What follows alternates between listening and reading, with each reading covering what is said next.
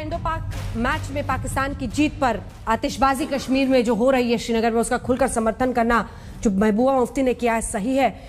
इसी पर आप चर्चा लगातार देख रहे हैं। जल्दी से एक बार अहमद अयाज के पास चलते हैं। ये क्योंकि बाकी तो हर जगह लोगों को बड़ा गुस्सा आ रहा है कि ऐसा नहीं होना चाहिए, इंडिया हारे, हम सबके सेंटिमेंट से, और क्रिकेट को जिस तरह से फॉलो किया जाता है कल्ट की तरह इस देश में।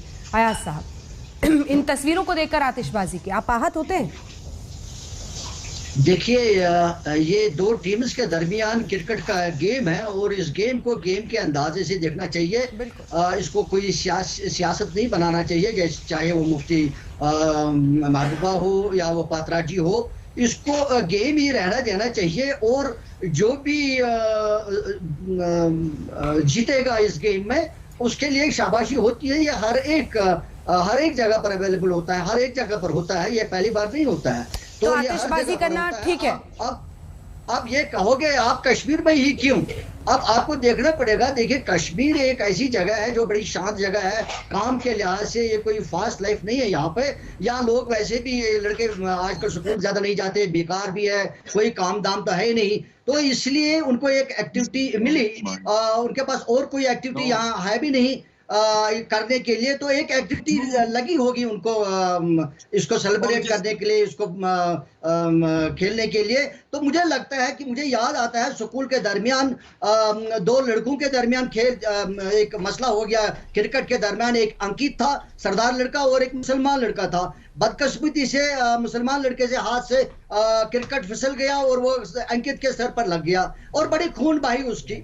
तो उसका बाप आके आ गया, तो उसने ये कहा कि भाई ठीक है, ये गेम है, तो उसमें एक दूसरे के ऊपर इल्जाम लगाने की बात नहीं है। अब ये माइंड सेट है कि अगर हम इस गेम को भी किसी और अंदाजे से देखेंगे तो डेफिनेटली एक मसला पैदा हो जाएगा। मुझे लगता है कि इसको गेम ही रहना देना चाहिए और जो कोई हारता है उसके लिए इंकरेज करना चाहिए, जो कोई जीता उसके लिए शाबाशी करनी चाहिए। ये एक दो टीमों के दरमियान लेना चाहिए। अच्छा। और अगर कश्मीर के लड़कों ने किया है, मुझे लगता है उन्होंने उसी जज्बे के तहत किया है, कोई और इसके पीछे मुझे नजर नहीं आ रहा है कोई और बात। संबित जी, देखिए, मुझे समझ में नहीं आता ये ओवर सिंप्लीफिकेशन कैसे कर लेते हैं। कितना ओवर सिंप्लीफिकेशन है। कोई पत्थरबाजी करता है तो ये तो बच्चे हैं, भटके हुए बच्चे, ये पत्थरबाजी कर रहे हैं। कोई बंदूक लेके AK-47 लेके किसी को निर्दोष को मार देता है, ये तो बच्चे हैं। अभी सलमान सोज ने थोड़े दिन पहले तो कहा था किड्स विद गन्स, और तो और ये लेफ्टिस्टों ने तो गांधी विद गन भी कह दिया था। कितना सिंप्लीफिकेशन है ना ये। कोई काम नहीं था, घर में बैठे हुए थे, तो कोई टीम जीत गई तो पटाखे लाके फोड़ दिया जी। मतलब काम नहीं था, गरीब थे, बेरोजगार थे, तो पटाखे कहाँ से आ गए जी? घर में पटाखे रखे हुए थे, मतलब पैसे तो थे नहीं, तो पटाखे कहाँ से आ गए? दूसरी बात है, इंडिया भी तो इससे पहले कितनी बार जीती है। तो जिनके पास काम नहीं था, जो घर में बैठे हुए थे, ऐसे ही फटाके बगल में रख के बैठे हुए थे, वो इंडिया के लिए जश्न मनाने तो बाहर नहीं आए, पाकिस्तान के लिए ही जश्न मनाने क्यों बाहर आ गए? तो ये ओवर सिंप्लीफिकेशन मत करिए, ये विषय बहुत कॉम्प्लिकेटेड है। और देखिए, ये एक सेंस ऑफ कॉन्फिडेंस हमारे अंदर देती है, इसलिए कि कल को अगर हमारे दोनों देशों के बीच में जो तनाव इंडिया और पाकिस्तान के बीच में है, हम किस पर विश्वास करें और किस पर विश्वास ना करें, यह भी देश के अंदर एक बहुत महत्वपूर्ण मसला होता है। और मुझे तकलीफ है कि जिस प्रकार का सीन कुछ जगहों पर, चाहे वो दिल्ली के कुछ जगहों पर हो, कश्मीर के कुछ जगहों पर हो, मैं जनरलाइज नहीं कर रहा हूं, इससे तकलीफ तो एक आम हिंदुस्तानी को होता ही है ना। ऊपर से नेता उसे जस्टिफाई कर रहे हैं। ये कम से कम लोगों से गलती हुई, आप कम से कम जस्टिफाई तो मत करिए ना। ठीक है, अयाज साहब एक कमेंट दे रहे, फिर सलमान जी आ रही हूं आपके पास। वो ट्वीट्स भी लगातार दिखा दीजिए, चाहे गौतम गंभीर हो, वीरेंद्र सहवाग हो, सबने इसके खिलाफ लिखा है। और तस्वीरें हम आपको डल लेक की इस वक्त दिखा रहे हैं, यहाँ पर गृह मंत्री मौजूद है एक कार्यक्रम में। जी, मैं जवाब देना चाहूंगा। हाँ बोलिए अयाज साहब।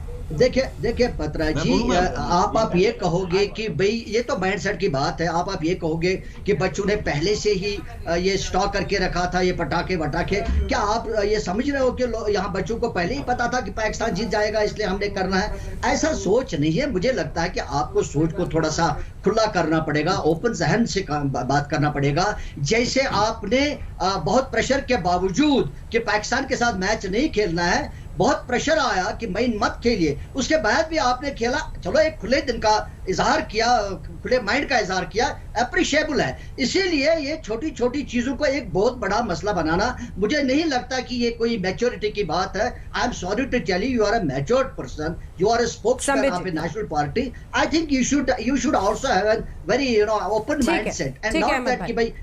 ठीक है अहमद भाई, जवाब सुनते हैं। संबित जी, देखिए अहमद भाई ने एक बात तो बहुत सही कहा, जिससे मैं भी सहमत हूँ। ये माइंडसेट का विषय होता है, किसका माइंड कहाँ लगे। किसी का मन हिंदुस्तान में लगता है और हिंदुस्तान के लिए वो खुश या दुखी होता है, तो किसी का मन कहीं और लगता है, किसी और के लिए वो खुश होता है या दुखी होता है। तो ये माइंडसेट का विषय। और जहाँ तक ये छोटी छोटी बात है जिस पे हमें चिंता नहीं करना चाहिए, पत्थरबाज भी छोटे ही थे, बच्चे ही तो थे आखिरकार। वो आतंकवादी बंदूक पकड़ने वाले वो भी तो बच्चे ही थे। ये बच्चे कितना लूजली यूज टर्म होता है ना, कितना लूजली यूज टर्म होता है ना इंडियन पॉलिटिक्स में। ये भटके हुए बच्चे हैं, मार दिया लोगों को। देखिए 80,000 से अधिक सिविलियंस जम्मू कश्मीर में 80 के दशक से अब तक मारे गए हैं। ये केवल माइंडसेट का विषय नहीं है, उससे आगे का विषय है जिसे हम सबको मिलकर समाप्त करना है, उसे ठीक करना है। ये कोई बीजेपी और कांग्रेस के समय का विषय नहीं है, क्योंकि कांग्रेस के समय में जो तुष्टीकरण की राजनीति रही, जो आर्टिकल 370 नहीं हटाया गया, अधिक लोगों को मौत के मुंह में ढकेला गया था, अधिक अलगाववाद था। उस समय कांग्रेस पार्टी के जो प्रधानमंत्री थे हमारे मनमोहन सिंह जी, वो खुद अलगाववादियों के साथ फोटो खिंचवाते थे सोनिया जी के कहने पर। ये फोटो भी हम सबके सामने मौजूद है। बदलाव हुआ है, मगर आप ये मत कहिए, ये बिल्कुल मत कहिए कि ये माइंडसेट का विषय है।